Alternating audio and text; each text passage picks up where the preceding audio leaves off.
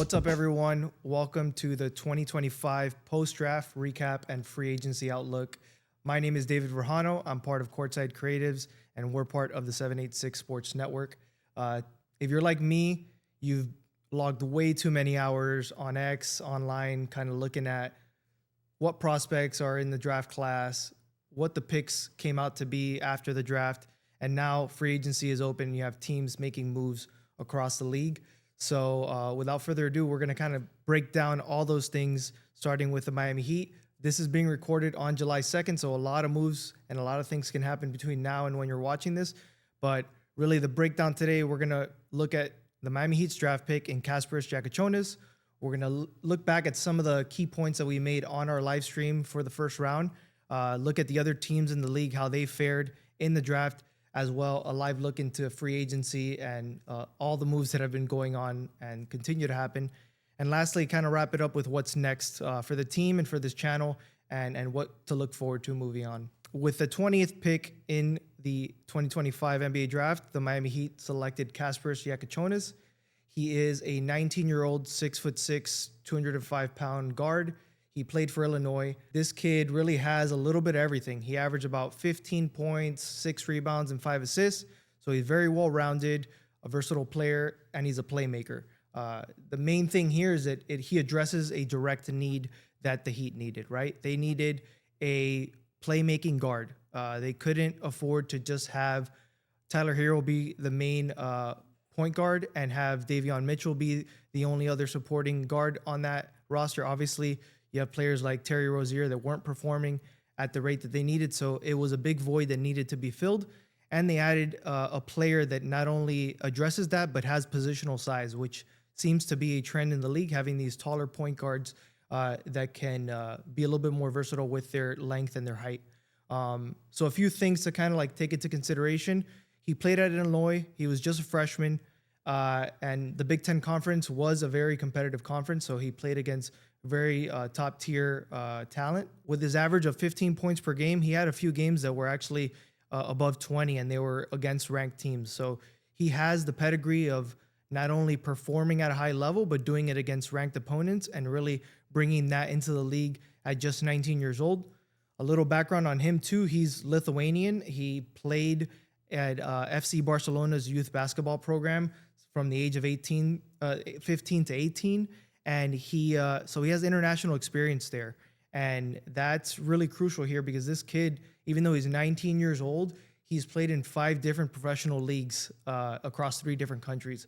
So he brings a lot of understanding of the game at a world-class level. And the league is really shifting towards a more international style of play. And so I think it's an important thing for the Heat to add another player with that kind of pedigree to their roster. Giacochonis, by and large, was looked at as a lottery pick. A lot of people projected him in their top 10 draft boards.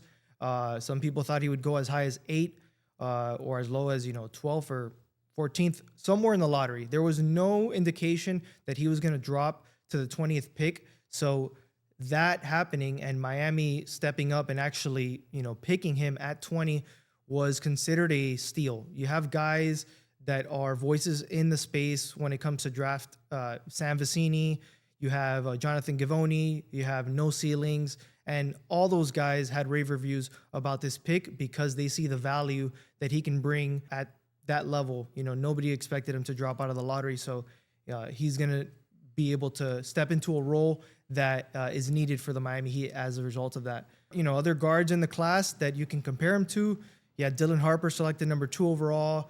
You had Fears drafted in the top 10. Igor Demon also drafted. And Kasparas really is someone that fares well in that range. Like his assist numbers are up there with them. He had the best free throw percentage amongst all those guards.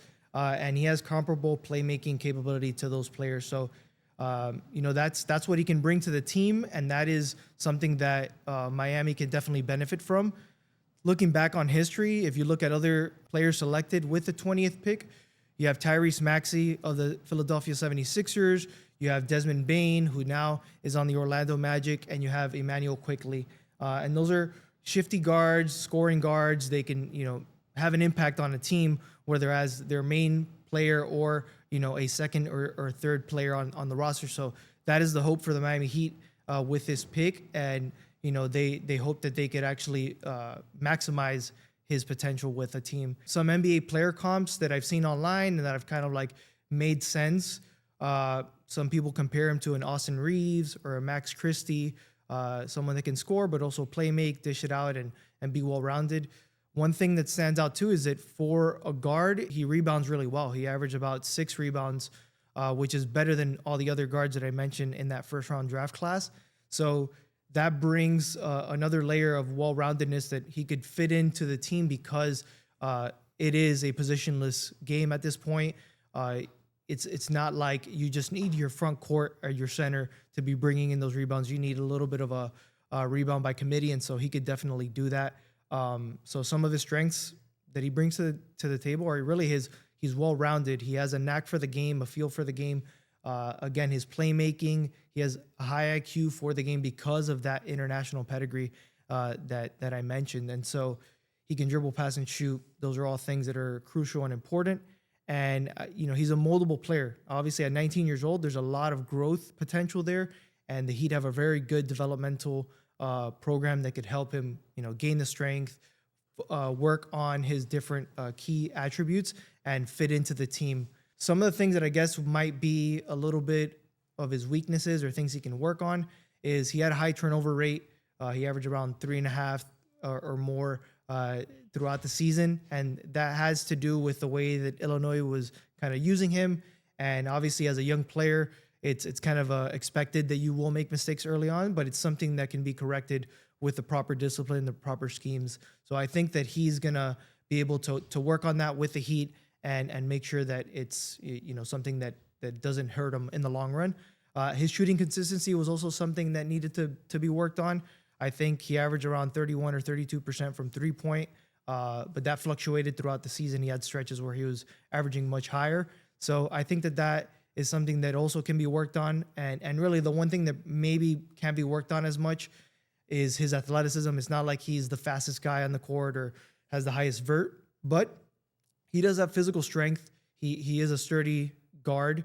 At 6'6", 205, he can kind of like hold his own and keep working on his strength and conditioning. So I'm not too worried about that part of it. I think that with his IQ and with his playmaking capabilities, he can find ways to be a valuable player on the court. You think of someone like Chauncey Billups, he was able to do that without being, the most athletic guy on the court. It's really about being a floor general and making sure that you put your teammates in the right position. One comp that I heard also that was, I guess, aspirational and like probably best case scenario, but don't want to get your hopes up, is like a Tyrese Halliburton, someone that thinks playmaking first, scoring second. And so that could be a model, maybe with an international perspective, that he could go after and try and like build to become a player of that caliber. But, those are outliers, and we'll see what he really pans out to be for the Miami Heat. If I were to give this a grade, I would say that it's a solid B+.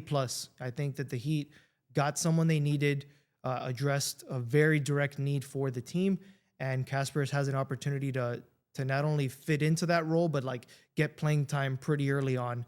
So I would say that the Heat walk away with a solid choice here, and there's really a bright future for the Heat with this pick, and I'm excited for it.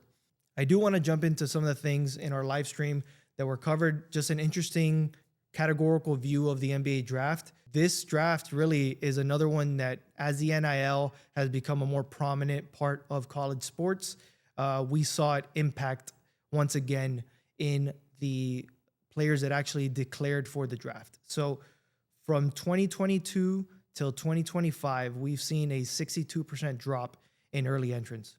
Back in 2022, there was almost 300 players that declared for the draft. This year, there was only 106. So we've seen that drop off happen. And the key reason is that the money and the incentives and the guaranteed kind of paychecks that these kids are getting in college kind of makes them second guess whether they should enter the draft and have the uncertainty if they are going to drop out of that lottery range and go into the late first round or even second round. Some of these Power 4 schools and these starters are getting paid in the range of, $1 million to upwards of $6 million now to play for a school in college, which is unheard of in the history of this sport. So you're seeing the drop off in people declaring for the draft, and even out of that 106 that declared, there was 50 that withdrew before the deadline. So it was really a smaller pool of domestic players that were available for the NBA teams to kind of like look at and pick from. But on the converse side is you're seeing the increase of international players step into the fold and get selected as a result. So you had 13 players drafted from Europe alone. There was about 23 total players drafted that were international, which is the second most ever in NBA history.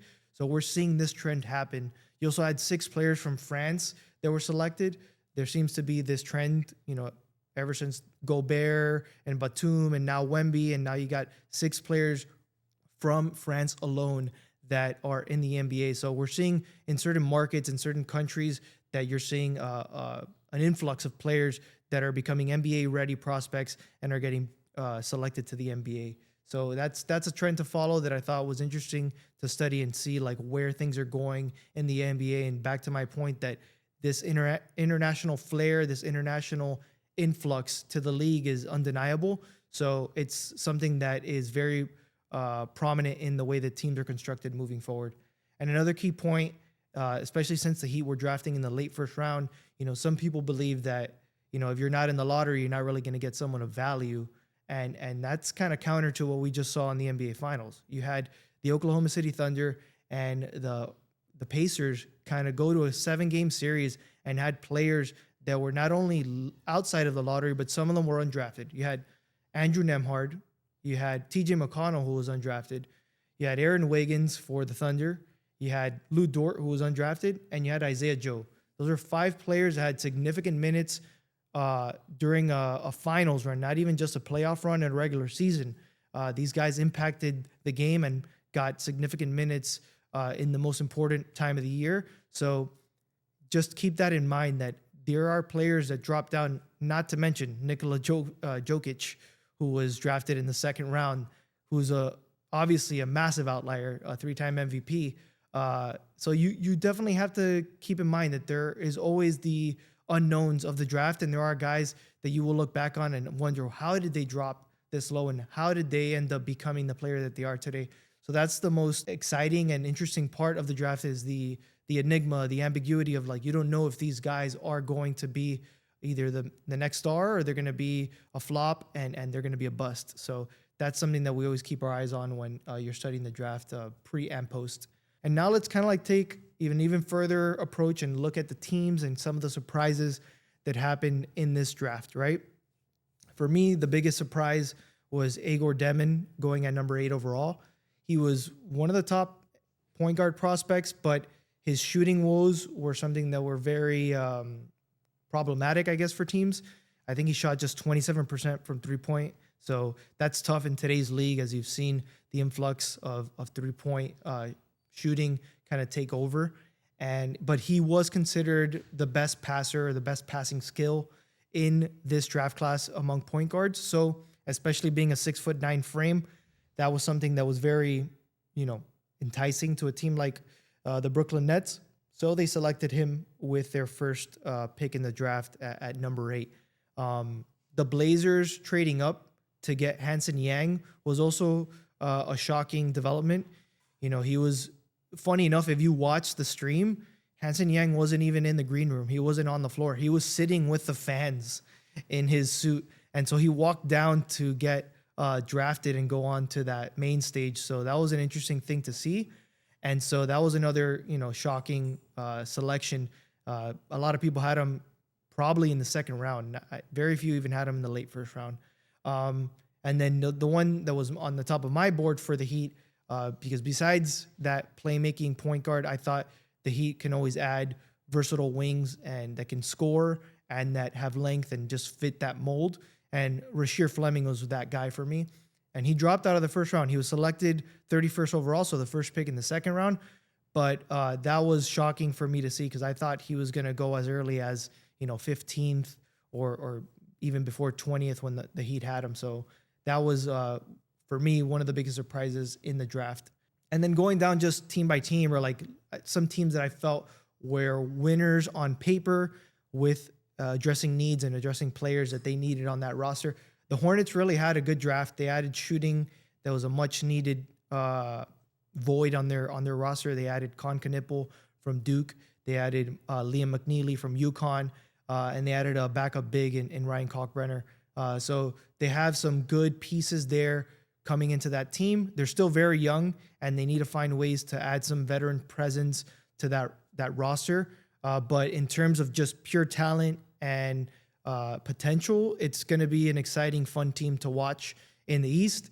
The Wizards also adding Trey Johnson. I think arguably he's the best scorer on out of the draft, outside of Cooper Flagg, obviously, but he pure shooter, scoring wise, star potential. I think that he's that next guy that you should watch out for. And so I think that between what they did with him and adding vets to that team, which is something that the Hornets should probably look at, is that they have some key vets now that Trey Johnson can learn under, and that's an important kind of value that you can have on a roster. Obviously, the Spurs having the picks that they had, Dylan Harper, very solid player with NBA pedigree, with his father playing in the league, and Carter Bryant. I think he's just a very well-rounded player. I think he's going to fit right into that team, and so I think that they had a good draft as a result of that, and they're positioning themselves to be a very exciting young team in the league, with Wemby, with Fox, with Stephon Castle. So they have some key players, and now they add these guys. So I think they're going to be another young team worth watching in the next couple seasons as they develop and see what sticks on that roster. The Suns, obviously, with the conundrum of having to deal Kevin Durant, they found some ways to add value to that roster. They added Malawak from Duke, so he was probably the best center available in that draft. So they added size to the team, which they lacked. And then they added Fleming as well. So I think that was good for them in the front court and being able to kind of like fill in those gaps that they were missing. And they added some shooting, some shooting with Kobe Brea in the second round. So I think that's something that could help out. But it is very top-loaded on the guard position. You got Bradley Beal. You got a bunch of other guards with Booker. And now they added, a few other guys that are going to be fighting for playing time on that roster. So that's going to be interesting how that pans out. But all in all, I think that they had a good draft with adding positional needs to that roster. The Timberwolves, somewhat of a shock. I think that I didn't expect them to go with another big. They had Joan Behringer out of France, which is another 7-footer. And then they doubled down and added Rocco Zikarsky out of Australia, which is another 7-footer. So now they have Gobert, they have Behringer, and they have Zikarsky as 3 7-foot bigs that are going to be in that lineup. I don't know which one sticks. These guys are young, and we'll see how they pan out. But I think it kind of makes sense. They have Rudy there to kind of like take them under their wing and learn from another big that's been in the league for a while. I don't know if that helps them to contend now, which is the position they're in, but it is something that is going to be an interesting thing to see how that roster pans out. And then the last two teams, Cedric Coward is one of those high-risk, high-reward players, and the Grizzlies traded up to get him. So I'm excited to see how he pans out for that team.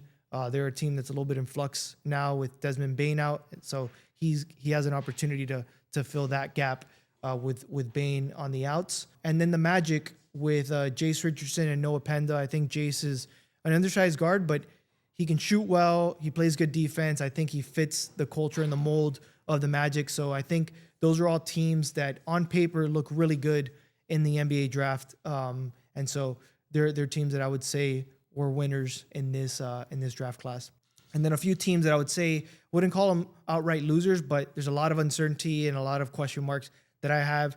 Number one being the Nets. They had 5 first-round picks, and out of those 5, they chose 3 point guards in Igor Demon, in Nolan Traore, and Ben Serif. So, and they even added Powell, which is another guard as well. So it's just interesting with what they did. I think the most interesting pick out of that group was actually Danny Wolf, because he's a versatile big, non-traditional, but he can pass, he can shoot, he's a playmaker. So for his size, he does a lot of things that, a Nikola Jokic, a Kevin Love can do. Now he needs to fill into that role and actually show that he could do that at the next level. But at the highest of ceilings, that's the mold of a player that they could get there. And they got him in the late first round. So that's why it's uncertainty, because I don't know how they're going to make these players work together. They're rolling into this next season, just trading Cameron Johnson and bringing in Michael Porter Jr. and then now this bevy of rookies. So I don't know how that team pans out. They might be the worst at the end of the year in terms of record, and I don't know who they'll definitely be another lottery team come next season. So they do have a lot of draft capital, so maybe keep an eye on them to make a trade and see how they can fill in that gap and make their team competitive at the next level. And then the other three teams that I think are uncertainties are the Pelicans.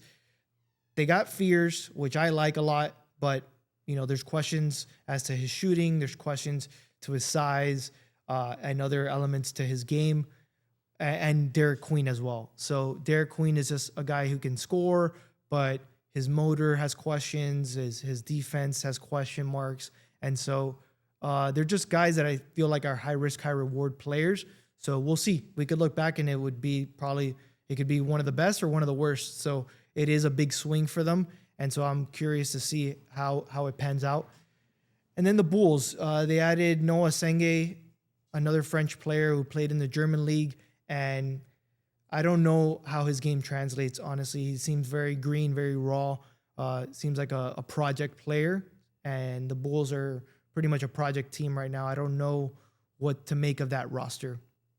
And then lastly, the Jazz. They took a big swing with Ace Bailey. They never brought him in for a workout or had like formal interviews with him, but he is one of those guys that is looked at as a high upside player. But didn't do too well in workouts and the interviews. So who knows how it really pans out. So I think that's going to be an interesting pick for them. And it could be very great in the long run if they're able to develop him and find a spot for him to play into that roster. And then Walter Clayton Jr., I think is probably the most solid pick that they made.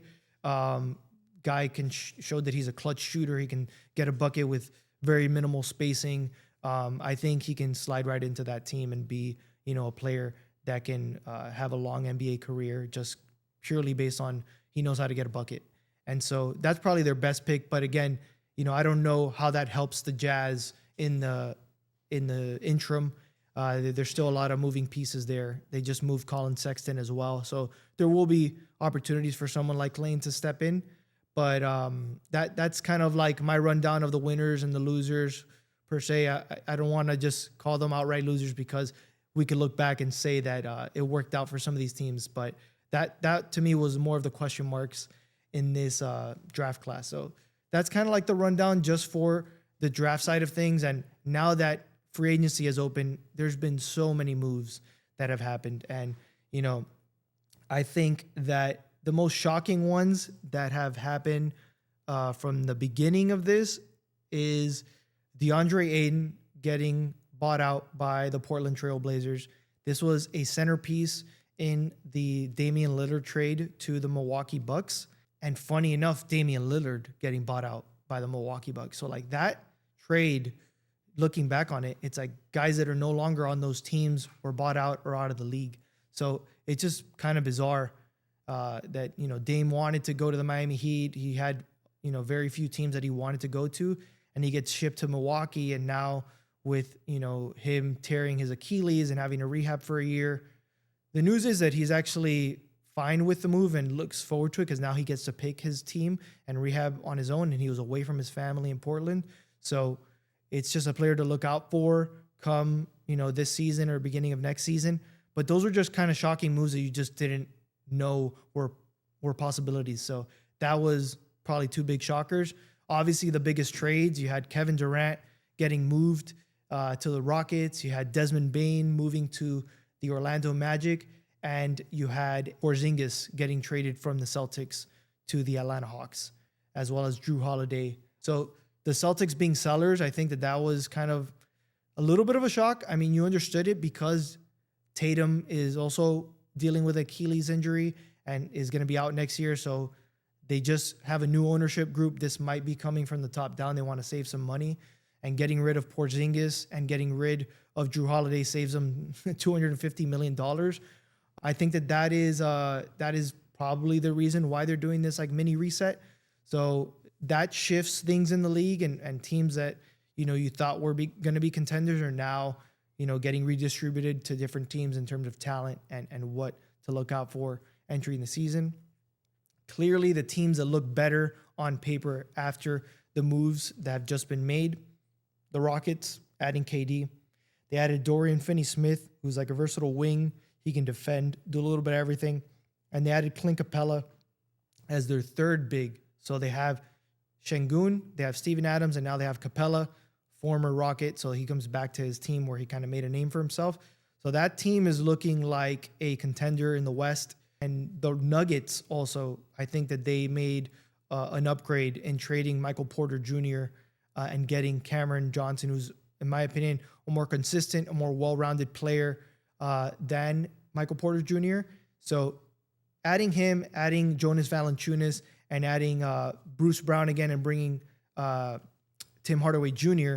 to add some scoring, they're looking like a team that can contend. And if you remember, they were the team that gave Oklahoma City a problem, in the Western Conference outside of the Pacers, right? So they're going to be, they still have Jokic, they still have Aaron Gordon, they still have Murray.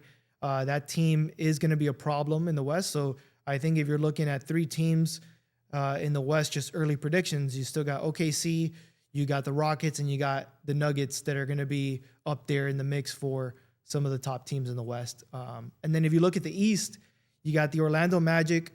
They were a team that gave a little bit of a problem to the Celtics.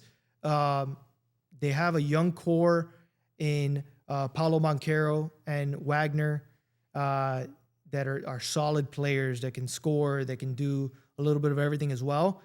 Jalen Suggs is going to come back. They got Bane now to add scoring. That was like probably their biggest missing piece. And so adding that and a few other key rotational players, they're going to be a problem in the East that seems to be a little bit more open, as well as Detroit. Detroit is a team that was knocking on the door against the Knicks, right? They got Cade Cunningham. They have Jaden Ivey coming back. They have a lot of core young pieces that are elevating their game, and they added Duncan Robinson and Karis LeVert to add some scoring and some versatility to that roster. So look out for Orlando and Detroit. And obviously now the Hawks, they added Porzingis, but they also added Nickeil Alexander-Walker from the Minnesota Timberwolves. And so they added some depth and versatility to that team. And, they had Dyson Daniels and they have Jalen Johnson and guys like that are going to make that team interesting. And again, in an East that is being reshuffled now. So I would say those three teams, the Magic, the Pistons, the Hawks, up there with the Cavs and the Pacers too, are still going to be a problem. It's not like they're going to go away, and neither are the Knicks. So those are the teams you're probably looking at in the East right now as it stands, that are going to be problems and like contenders in that conference. And then the teams that don't look so great, the Bucks. The Bucks don't look great after having to buy out Damian Lillard.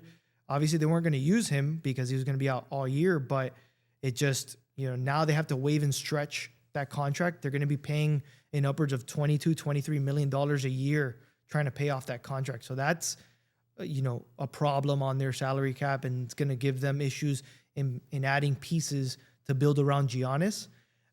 They also lost Brook Lopez, and the only thing that they did was add Miles Turner. So it's kind of a lateral move there. I don't know how that pans out. That starting rotation does not look great on paper right now. The Lakers are also technically losers. You still got LeBron and Luka, so you can't doubt that. But the thing that they lack the most was depth, and they haven't added anyone. They lost Dorian Finney-Smith, and they haven't really added anyone else. So that, to me, is going to be a problem for them. And so that's just not looking great for a team that obviously wants to win now with players like LeBron and Luka. The Celtics, obviously, they're kind of going through a mini fire sale. And even their draft pick was kind of like a forward-looking one.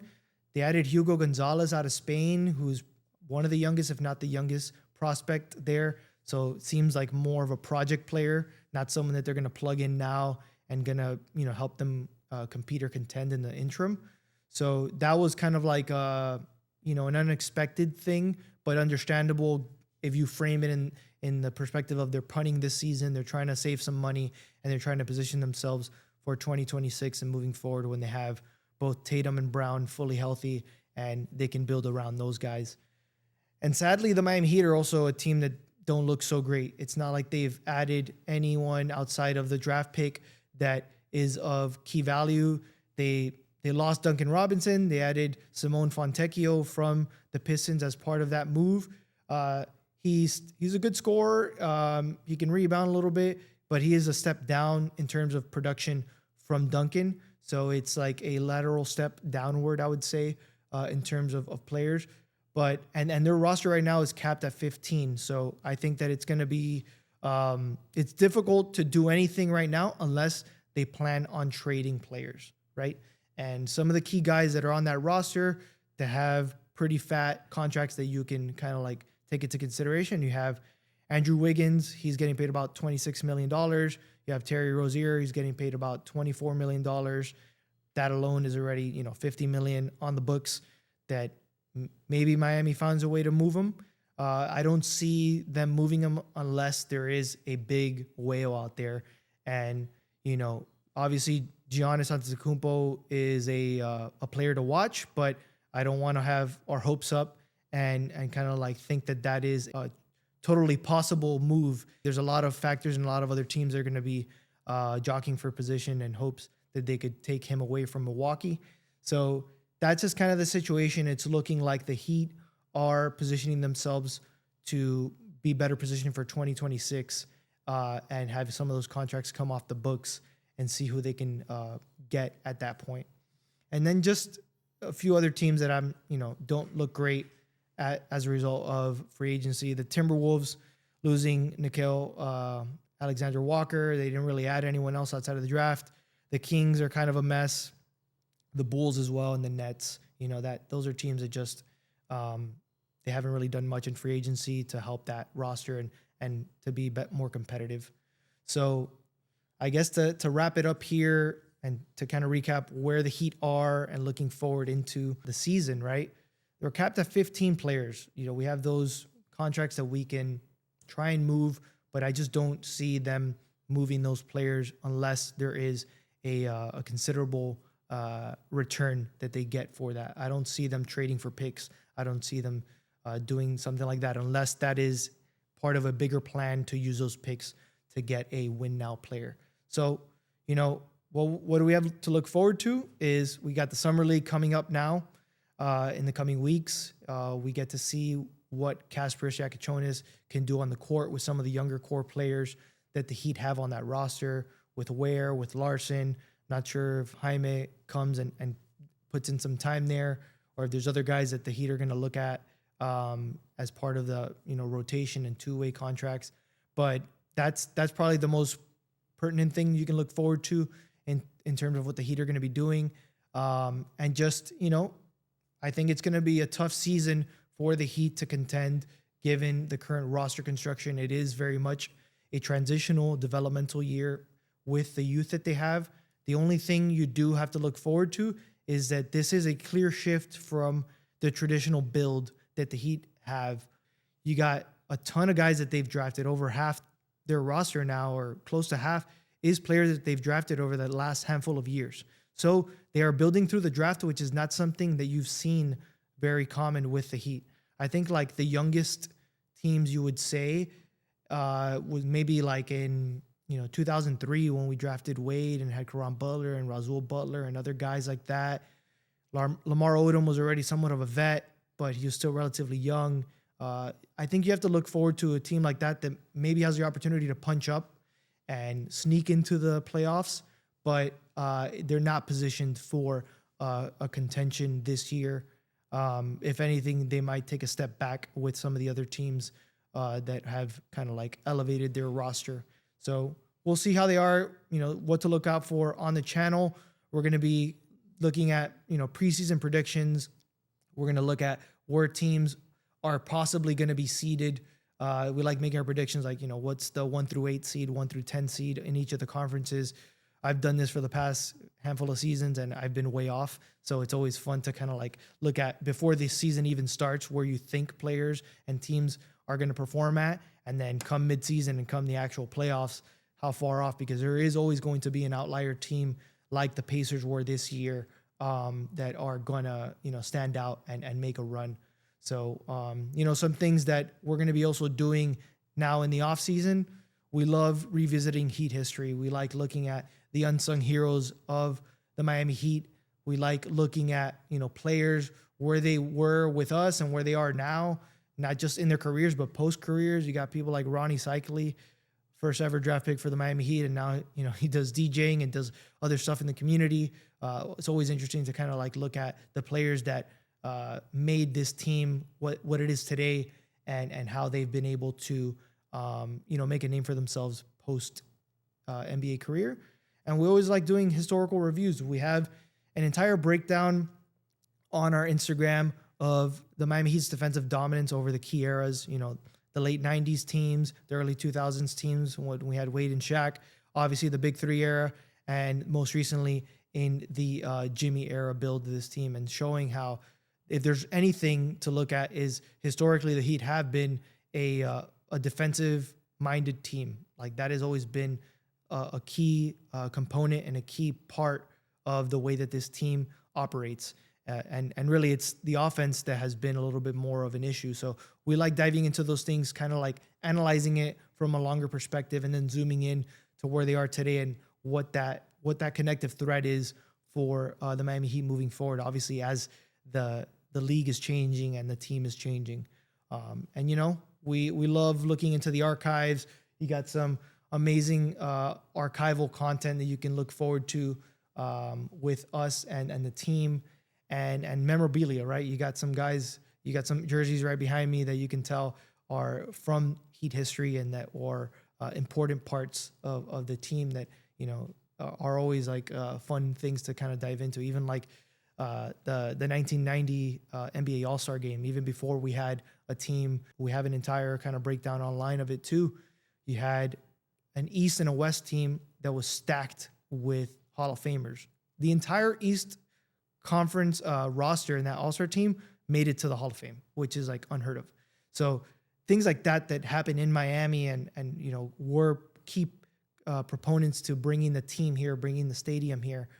So we love breaking that down. And then the other key aspect of this is the creative side. We are creatives here at 786 Sports. I am a creative myself, so I like to highlight the artists, the designers, the creators from the video production, animation side that bring that craft and that passion into the sport, because we kind of view basketball as not just a sport, but an art.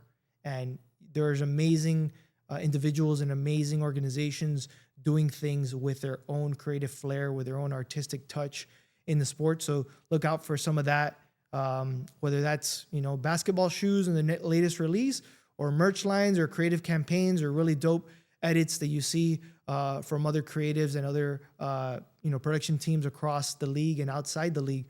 Those are things that you can look forward to on Courtside Cre8ives. But yeah, I don't know if we can open up to some questions here. Hello, David. What's up? So, first of all, I'm glad we're doing this. That was awesome. But I was hoping to address the fan, the more emotional fan. I know you're going to give me a balanced take, but more,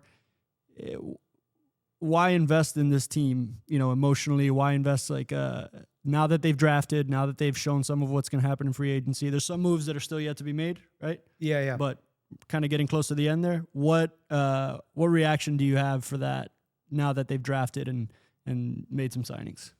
Yeah. Well, for the casual fan that wants a reason to tune in and they have other things going on in life that's, they just got to pick what they're watching and why they should invest time in this team. I will say that, this is not a team for the faint of heart. This is going to be a lot of trial by fire. This is going to be a lot of seeing what they have in those young players to see moving forward what they can build around. Missing out on someone like Kevin Durant definitely sucks. And it had to do with not only what made sense for the Heat, but what the Phoenix Suns wanted in return. And it always came down to, in terms of personnel and talent and draft capital and space, that there were at least two other teams that had better packages to offer. One of them being the San Antonio Spurs and the other ones being the Rockets, where he ended up. So it was already an uphill battle. We were behind the eight ball as a result of that. So I don't even think that it was so much the Heat's fault that they didn't get him. It's like, yes, we didn't have the number 10 pick, and we didn't have some of these other players that they wanted in return. So it sucks to accept that reality and miss out on another star.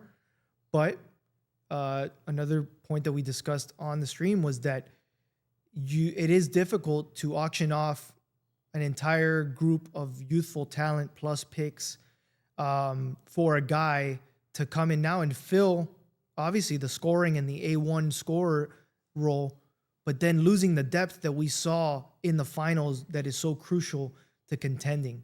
And to me, the sentiment that continues to come up is that the East is wide open. There's no time better than now to do it. And then I'm like, correct, but we're also the team that found a way to make it out of the East into the finals and then lose, because there were better constructed and better, more talented teams out of the West, which I think is the reality right now. If I had to put money on it, I would say that nobody out of the East is going to contend with whoever comes out of the West. I don't see them beating OKC. I don't see them beating the Nuggets, and I don't see them beating the Rockets if they live up to the quality of play that they have on that roster. So that, to me, is the harsh reality. Like, do you want to? Of course you want to be the Eastern Conference champions and get there again. But we've done that twice in the past 5 years, and then it sucks to lose it all. So that's where I'm at. I'm like, I'd rather learn and see which of these guys can stick through these tough times and make a name for themselves when there is the opportunity sitting right in front of them to take the reins of the team and fill what's missing. So to me, it's exciting because you get to see a team like there was in 2003. And even though they eventually ended up getting traded for a Shaq, which could very well happen, you build that value and you say, well, you guys didn't see these players as valuable assets. Well, look what they did this year. Now we can take 2, 3, 4 of them plus picks plus whatever's needed to get a Giannis, to get a guy that is of that caliber. You know, that is my take on it. And to kind of like TLDR, it's going to be a tough season for the casual fan. You know, there's going to be a lot of stretches where the play is not great and there's going to be rookie mistakes that happen. But there will also be moments that you see these outlier performances and players really make a name for themselves that you look back on and say, damn, that was fun to watch. And now look at where they are. Like, it was just a handful of years ago that OKC Thunder were a bunch of young guys that nobody even paid attention to. And there's still a good amount of them that were on this roster that just won it all. So it's more fruitful to look back and realize that you saw some of those guys stick through that part and make it. Like right now, there's only 2 guys from the 2020 team that are still around. It's Hero and Bam. So you're on a new build already. And it's looking at those young guys like, which guys out of this new build are going to stick around and be part of that eventual, hopeful contending team. Okay, so irrational fan time. Let's say a year from now, the Heat, we're talking about this, and the Heat have snuck into the playoffs and made a run, right? In order for that to happen, what needs to happen now? Like, what is the outlier performances from Hero takes a next step, Bam kind of returns to like a major primary role? Yeah. What went right if we're having that discussion? What went right? Well, you would see Hero, which seems like he's already at his peak, right? But we thought he was already at his peak before he had this year. So if Hero somehow even gains more of a peak, pushes that ceiling higher, and puts himself in a All-NBA conversation, which the Heat might not want, because then that means his paycheck and his extension is a bigger pill to swallow, but also makes him a more tradable asset. So that's one thing that could happen. Bam has room to grow from last season. It was kind of like slightly a step back from what you're used to seeing out of him, but he definitely has room to grow back into that, that role, that key role player, that main centerpiece on the front end of the team. And then really to me, it's going to be, can Jaime Jaquez bounce back from the sophomore slump?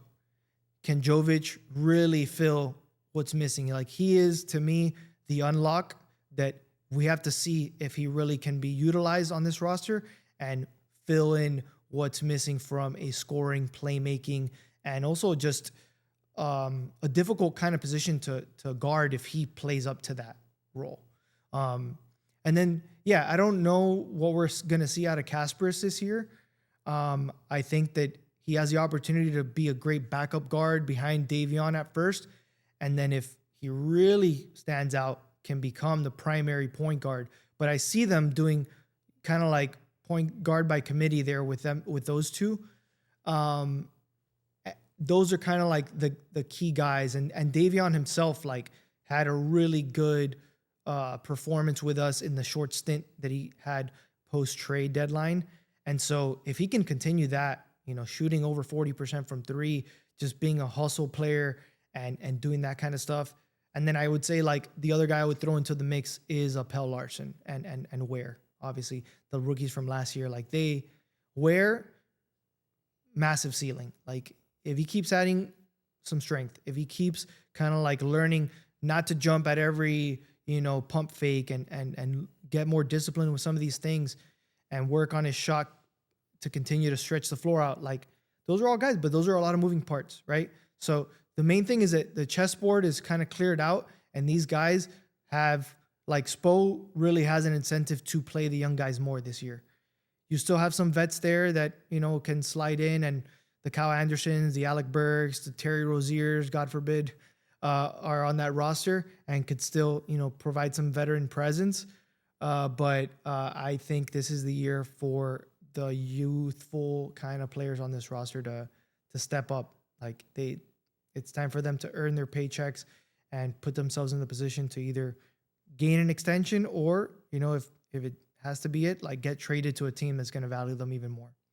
It really feels like the Heat are being put on the spotlight from a player development standpoint. Like they're kind of cashing their chips in on the fact that they develop players, and now you're getting a chance to develop a whole slew of players, like you said. Last question, pick to click of all those guys this year. Pick to click? Yeah, like which guy that we're talking about him now is going to have had the best season, and who's your internal, who rises the most this year on this club? I would say it's like probably a two-way tie between Jovic and Pelle Larsson. Pelle Larsson just showed, even though he was a second-round pick, that he has all the skill set, the mentality, and the framework to fit into this roster as like a 6th, 7th, 8th man.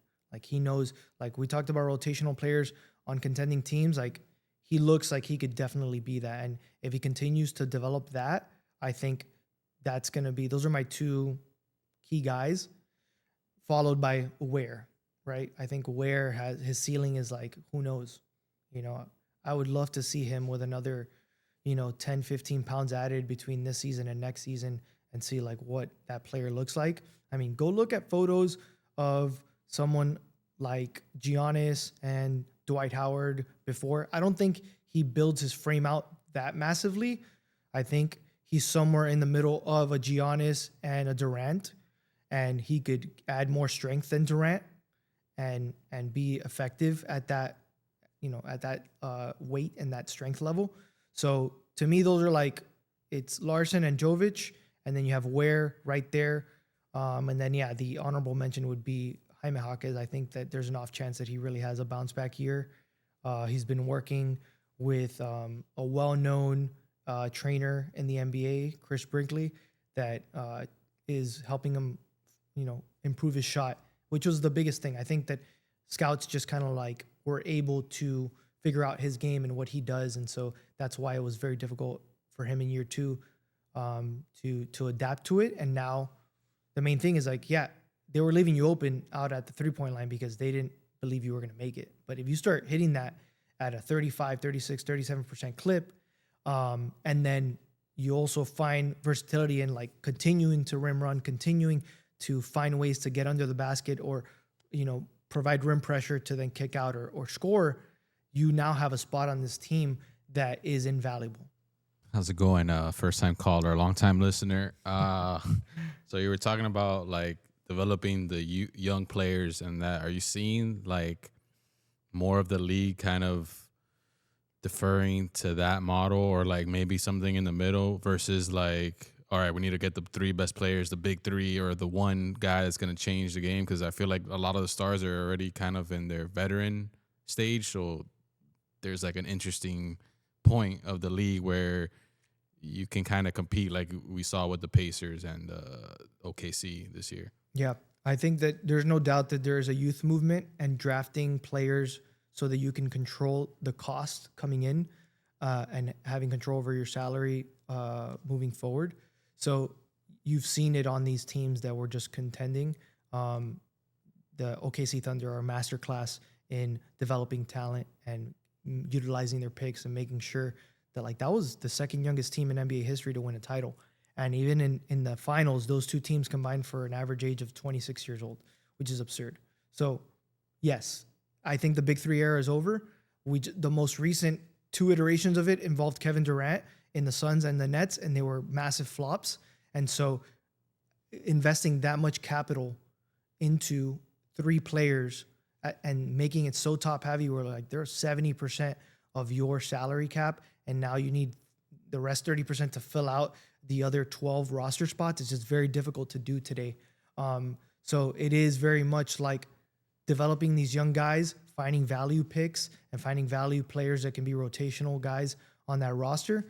And I think that that's really the model moving forward. And just the current CBA runs through 2029. So I don't see that changing in the short term. So you do have to position yourself for the next, 4 years to actually be able to adapt to as it is. I don't know how it changes come 2029 and when the new one gets signed, but I know that in the next 4 years, this is the model that is going to be the most effective in contending for longer periods of time and not one and dones where you just construct a roster that needs to be completely, torn down. Kind of like the Celtics, honestly. I mean, they obviously have their core young guys, but then they brought in Drew and they brought in, Kristaps, and then now they've had to offload them because it was just too much. And now they've pretty much put themselves close to the bottom of the barrel in the East.